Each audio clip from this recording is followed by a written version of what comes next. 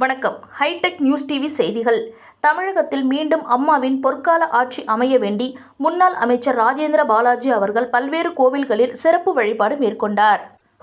அதிமுக பொதுச் செயலாளரும் முன்னாள் அமைச்சருமான எடப்பாடியார் அவர்களின் தலைமையில் தமிழகத்தில் அதிமுக தலைமையிலான தேசிய ஜனநாயக கூட்டணி வருகின்ற சட்டமன்ற தேர்தலில் இமாலய வெற்றி பெற்று தமிழகத்தில் மீண்டும் அம்மாவின் பொற்கால ஆட்சி அமைய வேண்டும் என்பதனை முன்னிலைப்படுத்தி காஞ்சிபுரம் அருள்மிகு ஸ்ரீ வழக்கரித்தீஸ்வரர் திருக்கோவில், ஸ்ரீ காமாட்சி திருக்கோவில் மற்றும் ஸ்ரீ வரதராஜ பெருமாள் திருக்கோவில் ஆகிய கோவில்களில் முன்னாள் அமைச்சர் ராஜேந்திர பாலாஜி அவர்கள் சிறப்பு வழிபாடு மேற்கொண்டார்.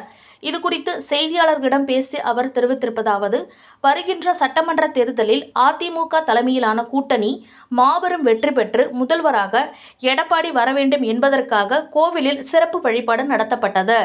மத்திய அரசு வழங்கிய திட்டங்களை செயல்படுத்தாமல் தமிழ்நாட்டில் பல திட்டங்கள் முடங்கியுள்ளன.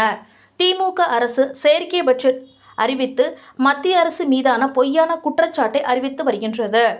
திருச்சி மாநாடு ஸ்டாலின் நினைத்தவாறு கூட்டம் இல்லாததால் தோல்வியில் அமைந்தது. பாரதிய ஜனதா அதிமுக கூட்டணி ஆன்மீக கூட்டணி ஆகும். தேசியத்திற்கு நன்மை பயக்கக்கூடிய மகத்தான கூட்டணி. அதிமுக கூட்டணியில் பாரதிய ஜனதா கட்சி உள்ளதால் மத்திய அரசு மூலமாக தேவையான நிதியை பெற்று மகளிருக்கான ஊக்கத்தொகை முழுமையாக வழங்க முடியும். அந்த தகுதி எடப்பாடியாருக்கு மட்டுமே உண்டு. நடிகர் விஜய்க்கு யாருடைய ஆதரவும் கிடையாது. சிலிண்டர் தட்டுப்பாடு என தமிழக அரசு வீணான பதற்றத்தை ஏற்படுத்தி மத்திய அரசு மீது வீண் பழியை சுமத்தி வருகின்றனர். தற்போது செயற்கை தட்டுப்பாடு மட்டுமே உள்ளது. மற்றபடி சிலிண்டர் தட்டுப்பாடு ஏதும் மற்ற மாநிலங்களில் கிடையாது.